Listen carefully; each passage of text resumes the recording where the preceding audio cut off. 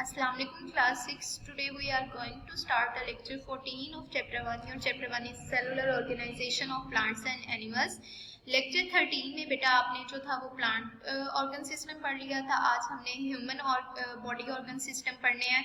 तो आपके human body के अंदर बहुत सारे ऑर्गन सिस्टम वर्क कर रहे हैं जो उसकी हेल्प करते हैं ताकि वो अपने सारे बॉडी फंक्शंस परफॉर्म कर सकते हैं। जैसे कि इंटरनल ऑर्गन्स में आता है ये आपका डाइजेस्टिव और रेस्पिरेटरी में आपको अभी नेक्स्ट हम पढ़ेंगे तो वहाँ से बता दूंगी, एक्सप्लेन करूंगी। अभी हम सिर्फ इनका ओवरव्यू देख लेते हैं।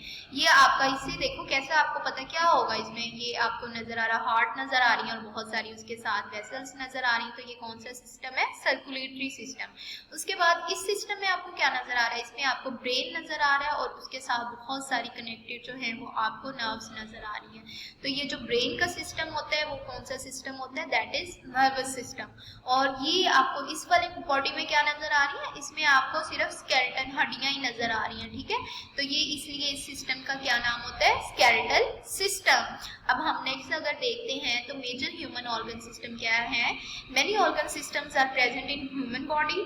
जो हमने जैसे प्रीवियस 4 अभी मैंने आपको दिखाए हैं पिछली स्लाइड में, वहां पे कितने ऑर्गन सिस्टम देखे आपने? 4।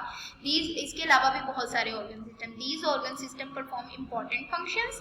सब major human organ system are digestive system, respiratory system, circulatory system and nervous system. ये जो आपने प्रीवियस स्लाइड पे देखे थे 4, तो यही है। इनमें सबसे पहले ये जो है ये डाइजेस्टिव सिस्टम, यहाँ से आपका रेस्पिरेटरी सिस्टम, ये आपका सर्कुलेटरी सिस्टम और ये आपका नर्वस सिस्टम और ये स्केलेटल सिस्टम। स्केलेटल सिस्टम को आपने नहीं पढ़ना, वो वैसे मैंने आपको दिखा दिया एक जनरल आपके लिए।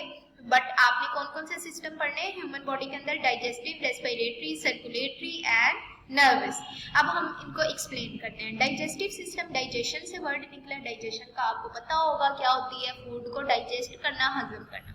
तो this organ system consist of, इसके अंदर डाइजेस्टिव सिस्टम, अब मैंने आपको बताई हुई है बात बेटा कि सिस्टम के अंदर बहुत सारे पार्ट्स इन्वॉल्व हो जाते हैं ना, तो फिर वो एक सिस्टम बनता है। तो जो डाइजेस्टिव सिस्टम है उसके पार्ट्स में क्या क्या आएगा? माउथ आएगा, फूड पाइप आएगा, स्टमक आएगा, इंटेस्टाइन आएगा और लीवर आएगा। ये सारे क्या मिलकर बना देंगे? एक डाइजेस्टिव सिस्टम बना देंगे।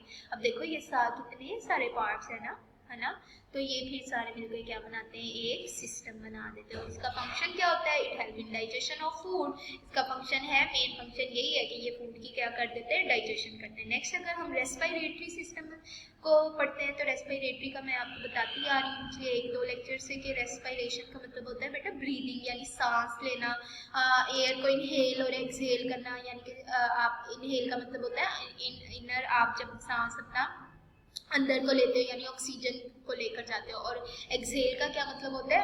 आपने अपने जो एयर है उसको मूव आउट कराना, बाहर को निकालना। तो respiratory system consist of nose, wind pipe and lungs. तो इसमें कौन कौन सी 3 पार्ट्स बॉडी पार्ट्स इन्वॉल्व होते हैं रेस्पिरेटरी सिस्टम में?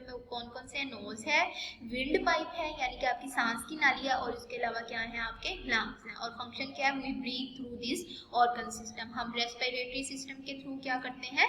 सांस लेते हैं। तो होपफुली आपको समझ आ जाएगी डाइजेस्टिव सिस्टम में आपकी डाइजेशन और रेस्पिरेटरी सिस्टम में ब्रीदिंग। नेक्स्ट आपको ये मैं इनकी डायग्राम भी दिखा देती हूँ। ये आपका बेटा डाइजेस्टिव सिस्टम है ह्यूमन बॉडी का। यहाँ से स्टार्ट होता है माउथ से, माउथ के बाद ये फूड पाइप आता है, फूड पाइप के बाद लीवर था, स्टमक था और ये आपकी इंटेस्टाइन आ जाती हैं। अगर हम रेस्पिरेटरी सिस्टम को देखते हैं तो उसमें आपने क्या पढ़ा था? नोज पढ़ा था, विंड पाइप पढ़ा था और उसके बाद आपके क्या आ जाते हैं? लंग्स आ जाते हैं। तो ये मिलकर क्या बना देंगे? Respiratory system. और दूसरे वाला क्या है? आपका डाइजेस्टिव सिस्टम। उसके बाद थर्ड जो है वो बेटा आपका सर्कुलेटरी सिस्टम है। सर्कुलेट के मतलब ही क्या होता है? मूवमेंट होना। ठीक है, सर्कुलेट का क्या मतलब होता है? मूवमेंट करा। तो these organ system consist of heart and blood vessel. तो इसके मेजर जो पार्ट्स हैं वो क्या है? हार्ट है और ब्लड वेसल्स हैं। ठीक है, और फंक्शन में क्या है? It circulate the blood within the body. मैंने आपको बताया था हमारी पूरी बॉडी के अंदर ब्लड जो है वो सर्कुलेट करता है। अगर फॉर एग्जांपल बॉडी में कहीं पे ब्लड सर्कुलेट नहीं ना करता, कहीं पे नहीं पहुंच रहा, तो वो बॉडी का पार्ट क्या हो जाता है बेटा? पैरालाइज हो जाता है, जिसको आप उर्दू में क्या कहते हो? फालिज हो गया उसको। कुछ आपने देखा भी होगा, तो वो जहाँ पे ब्लड नहीं जाता ना, वो बॉडी पार्ट जो है वो वर्क करना छोड़ देती है। इसलिए हमारी पूरी बॉडी के अंदर ब्लड का जाना जो होता है वो क्या होता है, सर्कुलेट करना बहुत ज़रूरी होता है। तो फंक्शन सर्कुलेटरी सिस्टम का क्या है, circulate the blood within the body, the blood carries material with it. और इसके अलावा एक और मज़े की बात, जो हमें एनर्जी मिलती है ना, हम जो चलते हैं फिरते हैं बोलते हैं जो भी हम एक्टिविटी करते हैं उसमें हमारी बॉडी को एनर्जी चाहिए होती है ना, तो वो एनर्जी कहाँ से मिलती है, हम तो सोचते हैं हमने खाना खाया हमें एनर्जी मिल गई, लेकिन वो खाना तो नहीं ना अब हमारे, वो एक्चुअल में क्या होता है कि वो जो हम खाना खाते हैं ना उसकी जो एनर्जी होती है वो सारी हमारे ब्लड में चली जाती है, और ब्लड हमारी पूरी बॉडी के अंदर मूव करता है, सर्कुलेट करता है, तो इस तरह से हमारी भी बॉडी को क्या मिल जाती है, एनर्जी मिल जाती है। ठीक है बेटा, तो सर्कुलेटरी सिस्टम की समझ आ गई, दो पार्ट्स हैं, हार्ट है और ब्लड वेसल, और फंक्शन क्या है, circulate the blood within the body. और इसके अलावा मटेरियल कैरी करना है, वो मटेरियल मैंने आपको बता दिया जो फूड से हमें अच्छी एनर्जी होती है वो वाली आपकी ब्लड में आ जाती है, और फिर आपका ब्लड पूरी बॉडी में आता है। नेक्स्ट है बेटा नर्वस सिस्टम। तो नर्वस सिस्टम में consist of brain and spinal cord and nerve. Spinal cord किसको बोलते हैं, स्पाइनल कॉर्ड आपकी ये जो पीछे रीढ़ की हड्डी भी होती है ना, इसको भी आप स्पाइनल कॉर्ड ही बोलते हैं।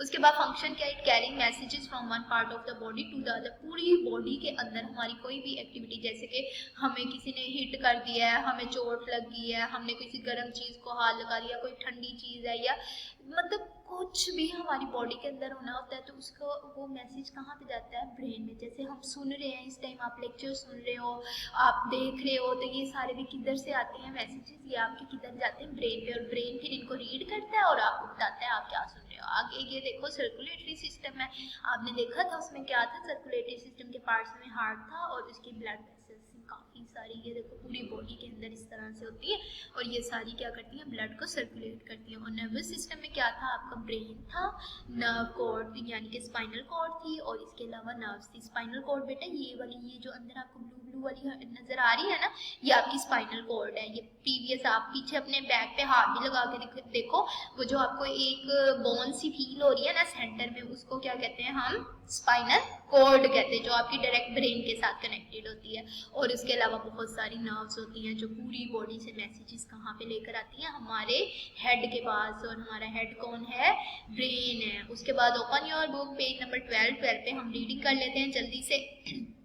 Major human organ system से, तो many organ system are present in a human body. These organ system perform important functions. Some major human organ system are given below: digestive system, respiratory, circulatory and nervous system.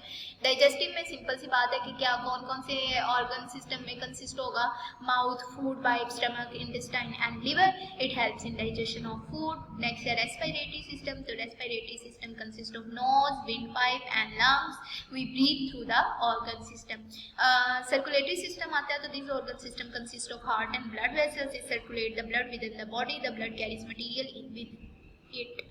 Next है nervous system, last पे आता है। तो nervous system consist of brain, spinal cord and nerves. It carries messages from one part of the body to the other. तो ये आपके नीचे इन्होंने भी बनाए हुए हैं बुक पे, तो आप देख लो, ये डाइजेस्टिव सिस्टम ये वाला है आपका, ये रेस्पिरेटरी है, ये सर्कुलेटरी है, और ये लास्ट पे नर्वस सिस्टम है। ठीक है बेटा, ये बड़ा इजी सा था, इसकी सिर्फ आपने बुक रीडिंग करनी है जो एक्चुअल में आपकी डायरी जा रही है, क्योंकि आपके लेक्चर 13 में हाफ क्या था ना, छोटा सा ये 2 लाइन ही बस आपने याद करके लिखी है। आज आपने नेक्स्ट 2 लाइन्स याद कर लेने हैं, एनिमल टिश्यूज आपने याद कर लेने हैं। तो आपने एनिमल टिश्यूज पढ़ाती हूँ, पहला आपका है मसल टिश्यू और बोन टिश्यू। याद करो, ये मैंने आपको पढ़ाए भी हुए हैं पीछे लेक्चर्स में, आपने मसल टिश्यूज देखे थे, मूवमेंट में हेल्प करते हैं। ठीक है, और बोन टिश्यू क्या करते हैं, बोन टिश्यू जो है ये आपकी बॉडी को शेप और सपोर्ट प्रोवाइड करते हैं। पढ़ा था, कुछ याद आ रहा है? तो एनिमल टिश्यूज को देखो तो मसल टिश्यू है in an animal body, animals body muscle cells form muscle tissue to help in movement, इतनी सी बात है। और बोन टिश्यू के देखते हैं तो bone tissue is form by bone cells ही क्या बनाते हैं, बोन टिश्यूज बनाते हैं। और this strong and solid tissue gives shape and support to the body.